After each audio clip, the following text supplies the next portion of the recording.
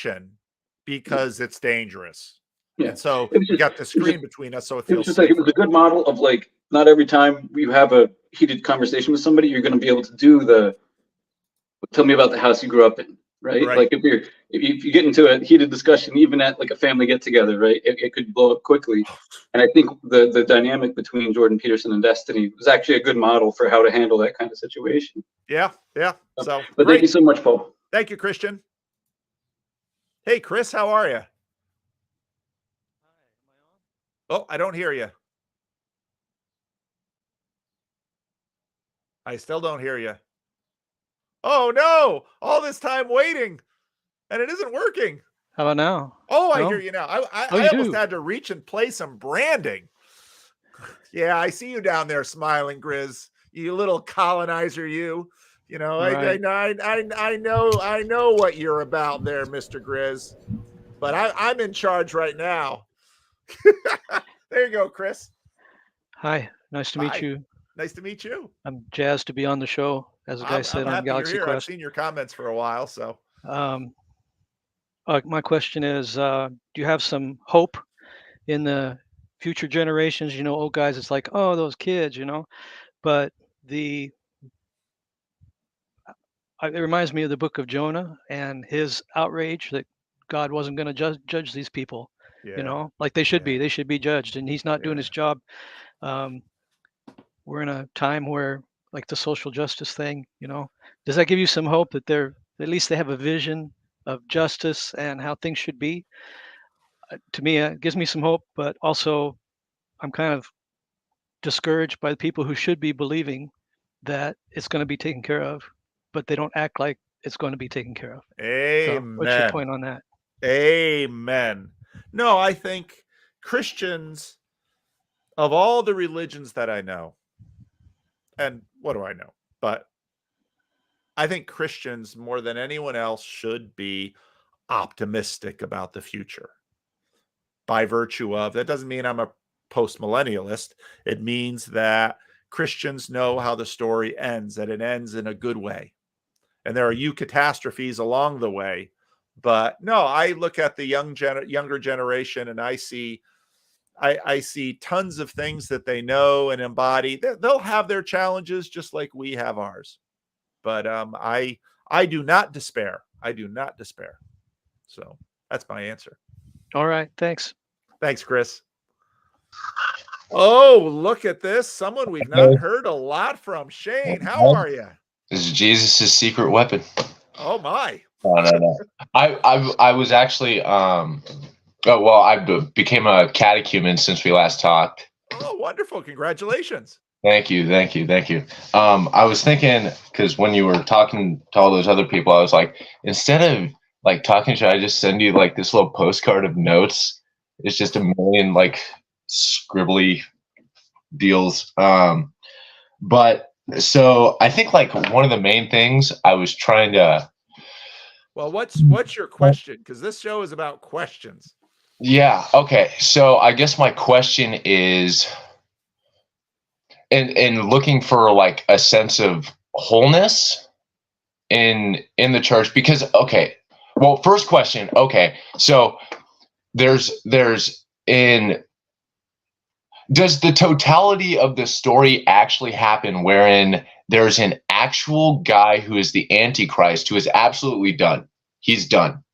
Or is that a recurring story? And this is something I've been trying to like, because in my sense, when I would go to like these Bible churches and stuff, the way Revelation played out would play out in an actual literal, like in a physical way that mapped onto Revelation 1:1. Yeah. So, I think so. There's the preterist that says it happened. There's the perennialist that says it always happens, and there's the futurist that says it's going to happen. Right, and they're all right in Christ. Like those, I don't think that those came about in like absolute falsehood, right? Yeah. Those things, you know, if you make a sect out of any of those things, it's wrong. But none of those things are wrong in Christ, right? Yes. I think that's a good way to say it. I think it's a good way to say it. Nicely done, Shane.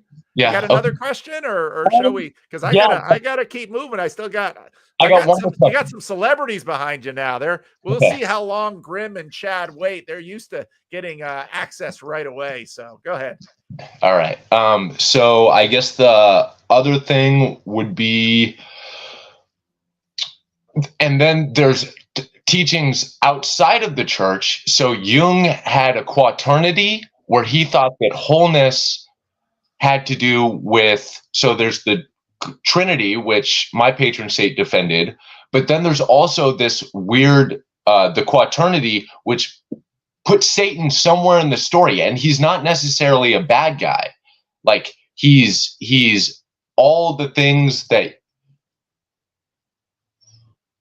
you know, playing the devil's advocate is something we do for the sake of like wholeness and a sense of like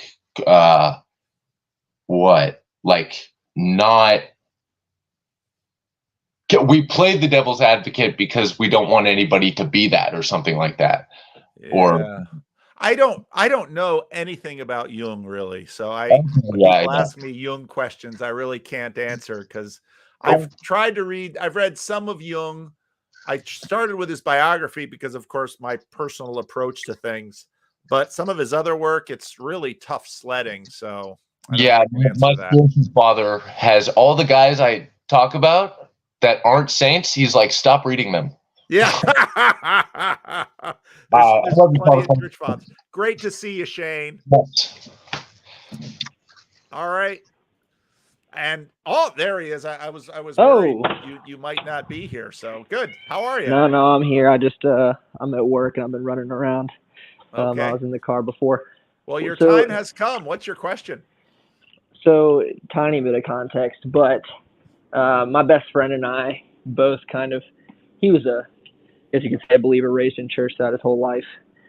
Myself, not until after college, but he would say that he kind of had a resurgence in his faith around the same time that I came to belief. It's when we became best friends, playing tennis together at the University of Mississippi. Go Rebs. And the kind of first, I came through the sort of Jordan Peterson, this little corner, started listening to you quite early, Paul Anleitner, kind of that stream of a lot of content online. Yep. But then more in the practical side, kind of within my life, came through some friends, himself and my best friend included, and sort of the first resources, I guess you could say, or stream of the church that I was sort of directed to was through people like John Mark Comer. That conversation you commented on a few weeks ago, and threw him pretty quickly into the sort of Dallas Willard, Richard Foster kind of spiritual formation. Yep. And so I've sort of had on one hand physically going to evangelical mega churches in Texas where I live. I'm a coach at Baylor in Waco, so sort of a mecca of the sort of Southern Baptist megachurch movement. Yep. And in Dallas, that's where I've been going to church, met my wife, amazing experience, a lot of amazing people. On the other hand, very much a lurker in this little corner and listening kind of, nonstop for probably 4 years now. And then maybe a third thing would be reading a lot of the more Dallas Willard, Richard Foster tradition. And so I guess my question would be, and this has been a topic of discussion between my best friend and I lately, is,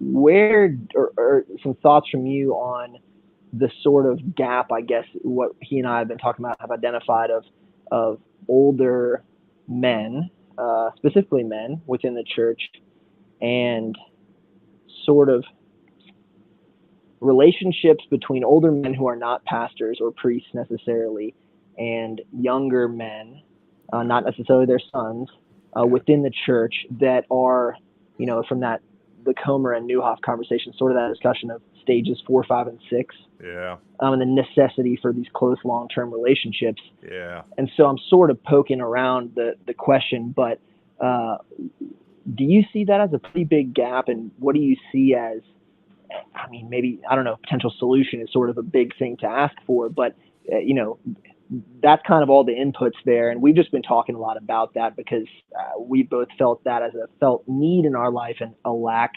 as well, and not necessarily wanting to cross over into the therapeutic, you know? Yes. Yes. Like I hear your critiques of John Mark and that strain and the tendency towards the therapeutic. Yeah. And so, yeah, just curious if you have any thoughts on that quickly. I do. That is a great question.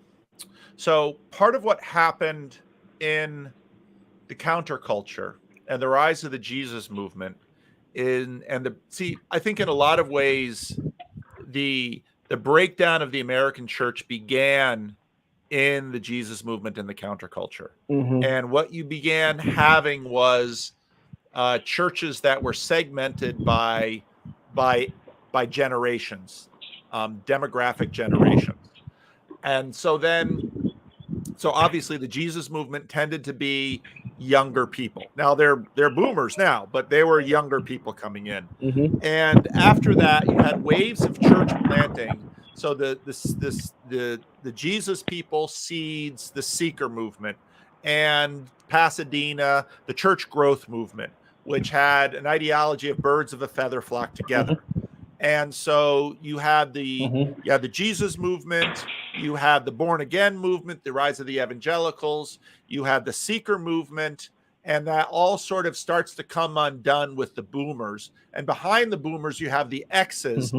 with the emergent movement, which sort of splits between kind of a mainline revival. Nadia Bolz-Weber would sort of be a headliner for that. And then a Young, Restless, and Reformed, which would be like Mark Mm-hmm. Driscoll and the Young, Restless, and Reformed.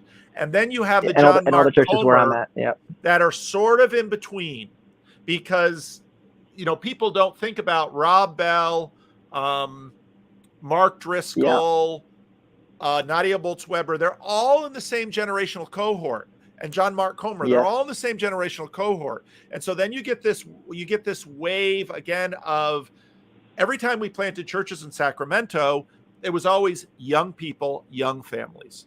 And the older churches were over here. And so then very quickly, some of the people were looking around and saying, we have all this wisdom dying in older churches.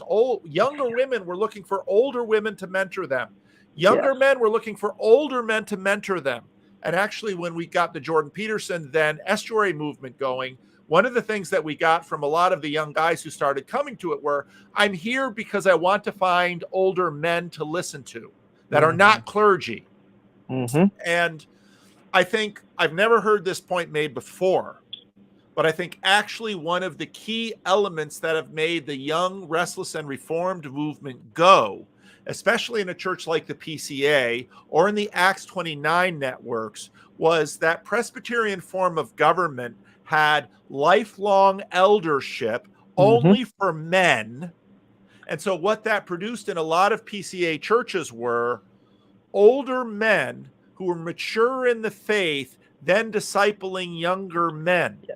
And they had to be men because it was the PCA. Mm-hmm. So I think one of the reasons that Acts 29 and the PCA and the Young, Restless, and Reformed movement flourished, and has flourished in the way that it has, it's got plenty of its own problems too, but is exactly this point. And now it's going to be interesting to see if this is a strength of complementarian churches. What I mean by that is churches that won't allow women leadership.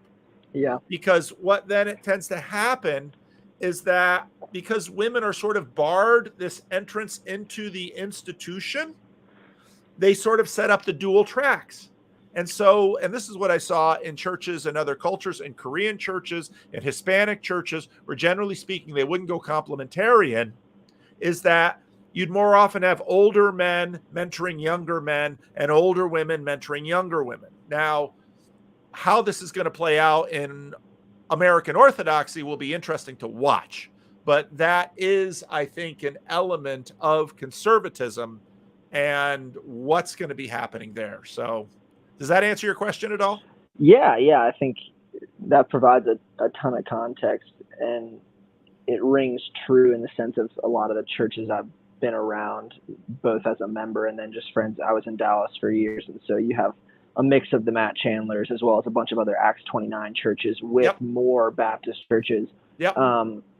And they have these slight differences, but there's a lot of similarities, especially theologically, really, because Yep. you know, the pastors, if they sit down, they could hash out the differences they have, but the bodies of the church are largely, especially young people, are largely formed through relationships like what you're talking about, and because of the thirst for those relationships with older men, and I'm not saying this is a negative, I might disagree with some things, but the theology tends to be shaped in the same way, right? Like through Yep. the Young, Restless, and Reformed. And Yep. it's often, you know, if you dig a little bit past the surface of why do you believe, or why are you in this particular tradition, or have you thought about these things, you pretty quickly realize it's like, oh, well, this was, you know, my dad and my dad's friends, and Yep. the only men that I knew who were ever going to invest in me, you know? Yep. And so these men invested in me, and that's why I am, you know, I believe in Jesus, and I have this life, and maybe that's how I met my wife, and all these kinds of things.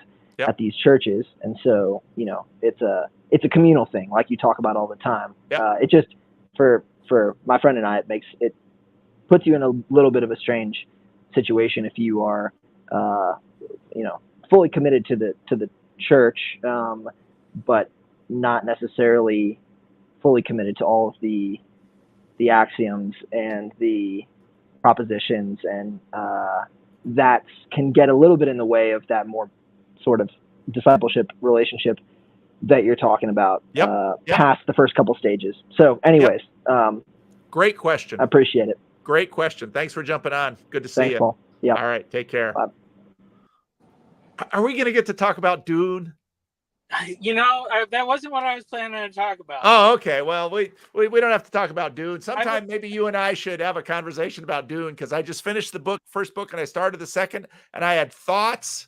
And and I love that you're engaging with Damien. I'm going to talk with Damien coming up in a little while. But it's the corner's working, baby. Keep doing what you're doing. But what was your question now, Michael? Well, my question, so is more related to symbolism, and I had listened to the audiobook that Josh Butler put out, and I know you would at one point you said you were going to have a conversation with him. Is that? I have to circle back, because that was before before my trip to Europe and everything, and so then I couldn't make that work. So I have to get back to him and do another conversation with him. But I do want to do a little bit more reading of his before we talk. So yeah, I mean, the book was great, I thought, and I think it's he did put out an audiobook, you said? Beautiful Union. It's the one about sex. Oh, it's the one he got into all that trouble for. Yeah, it's great. It's great. But so here's my thought. So, you know, because you know, he's evangelical, and you know, so you know, we're having more evangelical maybe people. You know, a guy at my church actually came up to me the other day and said, "Hey, what do you know about Jonathan Pajot?" Because Jonathan is speaking at like a conference for the his kids go to like a classical charter school, and Jonathan Pajot is going to be a speaker at their conference or something. So so like this stuff is cropping up or whatever.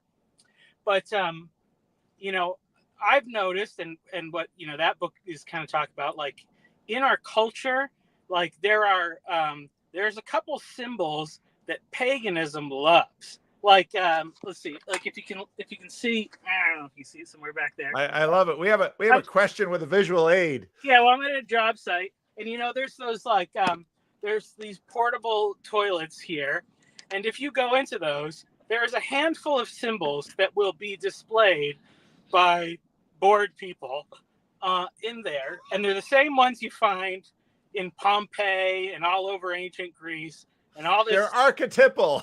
Yeah. But, you know, when we're getting a lot of our kind of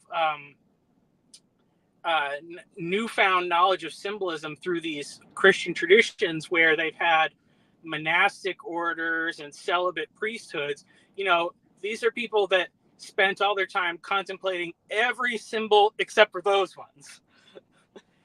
But on the other hand, like you have like people like Malcolm and Simone, and they're just putting that like that's a central topic in their their conversations or whatever, just a frank discussion about sex and all these things. And I mean, I think, are we missing out by not taking advantage of that powerful symbolism? Oh boy.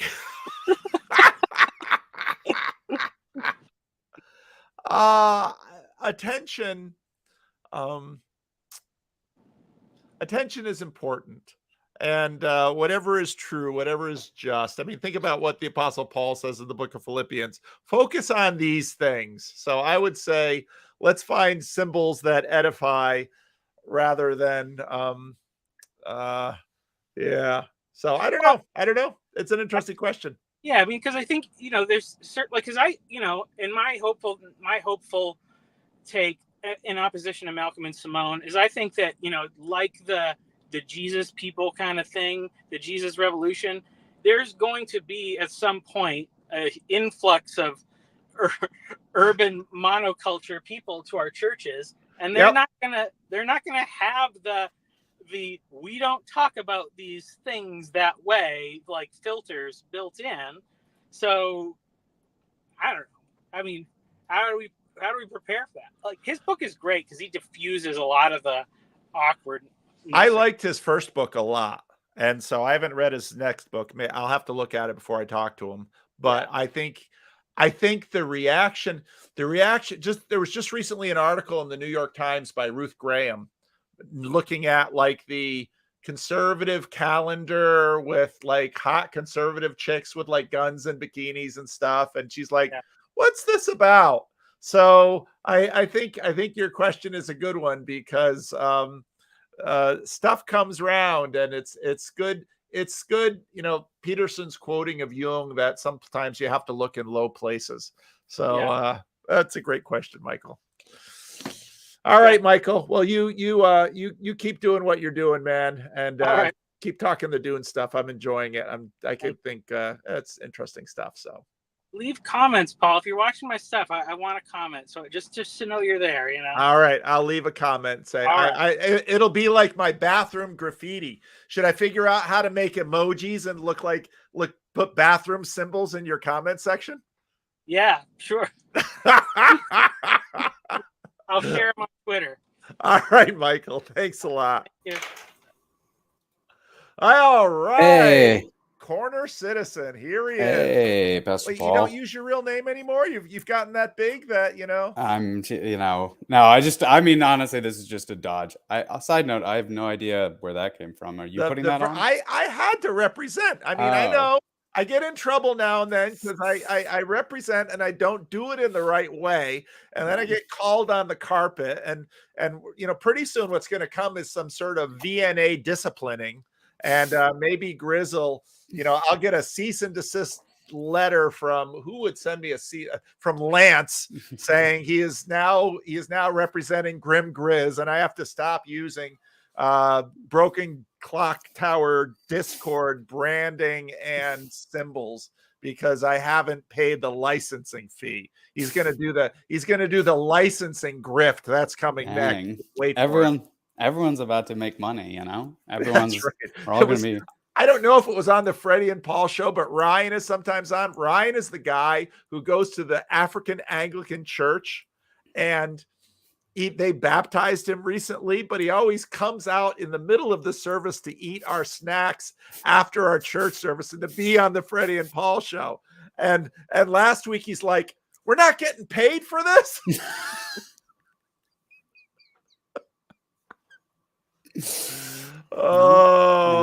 I'm just waiting for Freddie to find the Grim Grizz show. I'm just waiting for Freddie and actually maybe I'll send Freddie Grim Grizz's phone number. That could be interesting because once Freddie has your phone number, you hear about it. You hear from him about 4 or 5 times a day. So Chad, you want me to give him your number, Chad?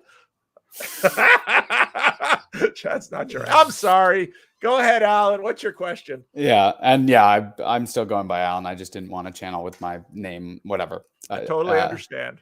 For the chat, I want to point out that Paul's doing the magic trick right now. Like he's doing, like, I like pointing out that it's about asking questions, but then he ends up getting you to talk more than you want to talk. So this is how the magic trick gets done. So I'd like to point out, this is the spirit of the age, spirit of the corner, in my opinion. And I'm really bad at it because I like talking, but Paul's really good at it. So the question I had is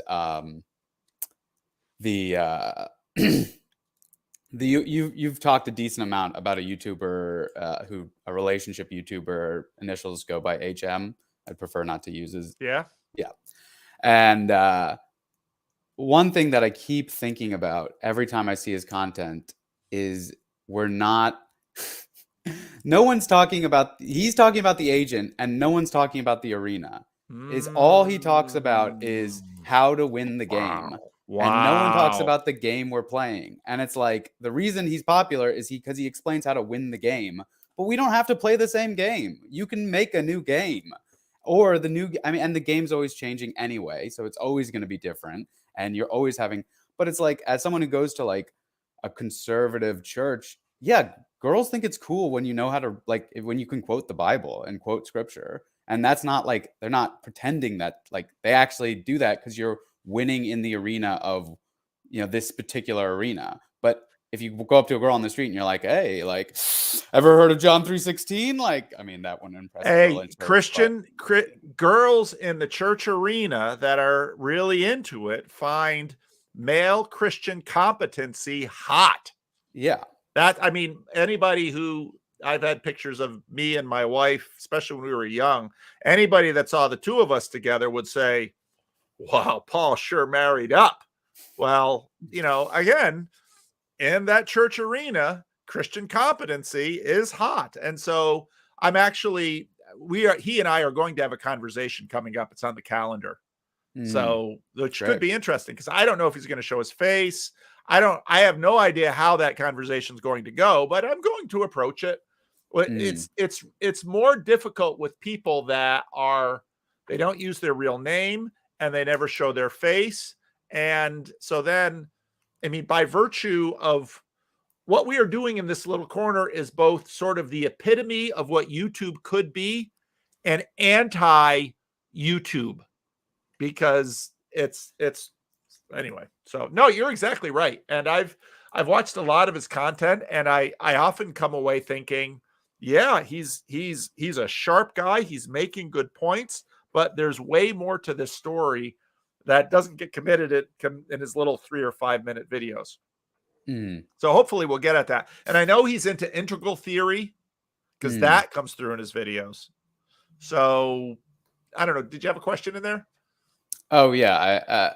Just how can we talk about the arena? How can we talk about, because he always uses the, like, women now are like X, and I get that you have a 3-minute video, you gotta bet it up, but it's like, maybe there's a spirit of the age that is broad, but like you're obsessed with like this like, oh well, the arena's just kind of always there and it's always the same. So women are like this these days. They used to be like that, but this is how you win the game. And I'm like, no, there are a million different arenas that you could win that game inside of. And maybe there's some threads that pervade all of them. Like I think it's Sam is talking in the chat, is talking about competency. But competency in what? Competency how? And that's just one. And what you define is being attractive competency. Maybe you worked to become competent and looking good, but maybe you were just born beautiful. It's like, are you competent? And like competent, it's something like competency. Yeah, it's across all domains, but because it's across all domains, it's so broad as to almost be meaningless. Well, competency as a term, but each arena has its own competencies. Yeah. And so, and like beauty is a really tricky one because it does cut across, but it's a transcendental. Yeah. So is goodness, the good guy. Yeah. And so the truthful guy. You want to see a woman angry? Lie to her. Oh, there's a transcendental. You lie to a woman or lie to a man. So those are the transcendentals. But maybe what we need to do, we need to have some more, we need to have some more group conversations. If you want to put together a group that wants to talk about this, because I've done it with Rod and Catherine and Eamon, and I hope to do more with them. But if you want to put together another group to talk about this, I think it's good. And if you can't wait for me, put together another group. We got enough channels. Chad will put it on his channel. Chad will put almost anything on his channel, right, Chad? He says yes. So, yeah, but I think this is a perennial topic here because, well, we got a lot of young men and a fair number of them are single, and they'd like to not be single. And we don't have what we should do is find the female TLC out there. And I don't know, is there another flotilla of eligible young women that would be compatible with our TLC dudes? We've crash landed and this planet of only. Oh, we've crash landed on the planet of only women who need to reproduce their species. I don't know if we'll find that. The Amazonians have captured us, and but yeah, I mean, absolutely. I guess maybe this isn't a question, and maybe I'm coming on to more make a point, but in my mind, the arena is doing the heavy lifting that so often someone like HM puts on the individual. And he's saying, become so big and important and good that the woman, she derives all sense of self. She can't help. You're the 1% dude. 100 women are going after one guy. Become so big and strong and powerful that you can provide everything. You can provide shelter, food. You're beautiful. and I know this isn't that much of a question, but it's just like, I keep screaming at my phone. That's what the community does. That's what the community, you can't, every guy can't be the 1%, but A, definitionally. Yeah. And B, it's just like that, it's great if you can be that, but I don't even think you'd want to if you could. Yeah. She's every, I mean, imagine saying to your wife, you're going to be my therapist, you're going to be the maid, you're going to be it's just why don't we talk about communities that are healthy enough to provide some structure and also support that not every man is going to be the ultra Nietzschean Ubermensch. And it's just I get it because it works in some sense. If you become the Ubermensch, good things probably will happen.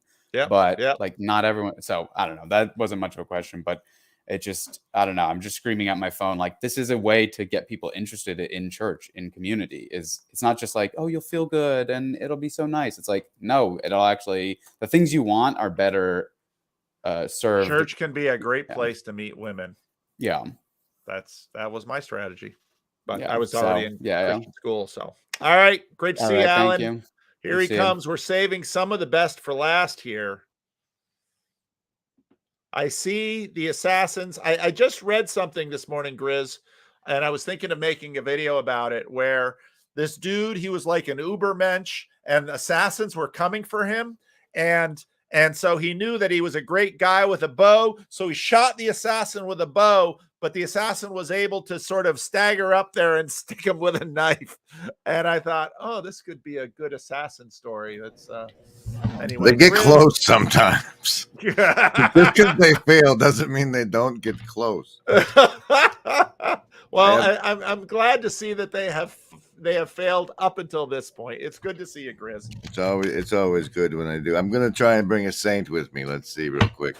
That one I have to get Steven to translate, but that's the one I'm bringing. I have great news for you. News for you. You're hosting a Q&A. This is what this was supposed to be, and I only have one question for every time in this stream you've said Grim Grizz. Just that's how many questions I have for you. You ready? Yeah. I think a lot of these people needed to be demonstrated how to ask you a question on a Q&A. That is always the way it is. So I thought I would do that. The first question is, who is Vaush? He's a streamer who that thing came about. The guy who was trying to make a channel on modern debate, he contacted me, and he contacted this Vaush guy, and I guess he's kind of a left-wing streamer on left-wing Twitch and YouTube, and said, I want you two to debate about Jordan Peterson. I said, okay. And that's what happened. Who is Destiny? The only thing I know about Destiny is that there's this one Rationality Rules video where Rationality Rules is trying to figure out about Papa Peterson, and he says, oh, Destiny gets him right. So that's all I really know about Destiny. Who is Grim Grizz? And yet, you're devoting significant portions of your channel and the stream talking about these people. Oh, so define significant portions. It's the last day and a half. Well, yeah. Is that significant portions? I've been doing this for 7 years. What's the connection between Vaush and Destiny? They're both streamers. They're both left-wing streamers. And why did you decide to unprivatize your Vaush interview so close to the Destiny Peterson release? Because I thought that was a good example of having a conversation with a left-wing streamer that actually went pretty well. Man. Have you seen the new Beetlejuice trailer? No. It's coming back out this fall. I'm terribly excited. I'm going to bring Chad in because we're all just friends here. You can keep asking questions, Grizz. Oh. That way, Chad, if they come back to me, I certainly shall. Those men have more sullied reputations than Andrew Tate. Really? And so for Peterson or you to voice them is significant. Really? Because of their character. So is this like analogous to Trent Horn's following complaining about them platforming Sam? I don't think the reasons that we think that these men are bad men are the reasons anyone would think Sam is a bad man. Well, why are they bad men? I don't know anything about them. The allegations I've been familiarized with are like cohabitating as man and wife with 14-year-olds and such. Really? That's the nature I've been told of the character of these men. I didn't do my due diligence on the subject, but I took the source at their word, and because they're usually reliable on such matters, and that's the area of concern. Wow. We have about Peterson. I would have thought they'd be in prison for that. Yeah, or perhaps under the thumb of an agency that could send them to prison at a moment's notice, and therefore they do what that agency says. But anyway, the stream was glowing so hard and my name was dropped so often I felt as though I needed the Beetlejuice. Well, I think Jordan Peterson needs a Grim Grizz to keep him up to date on these things, because I would never know this if I didn't have you, Grizz. So, It's a lot of other flotillas on the internet obsess around these sorts of character defects and people getting away with it and famous and rich for it. And so I hear things in the saltier parts of the internet waters. Oh, okay. Well, sorry I dropped your name so much, Grizz. It's okay. It's done great. It's done great for me for so far. But now that you're going into the dating sphere, it's getting a little awkward. This move here is, I don't know that I want to be associated with that sort of conversation. But yeah. All right. Well, Chad has left me, so I don't know. Maybe this is the end of the stream. Chad, you like them about 2 hours, right? Yeah, I usually go 2 hours. It's 2 hours and 2 minutes now. I could play some branding, I suppose. That would seem appropriate. So, anyway. Bye. So thank you all for joining us here on the live stream, and maybe I'll play this one.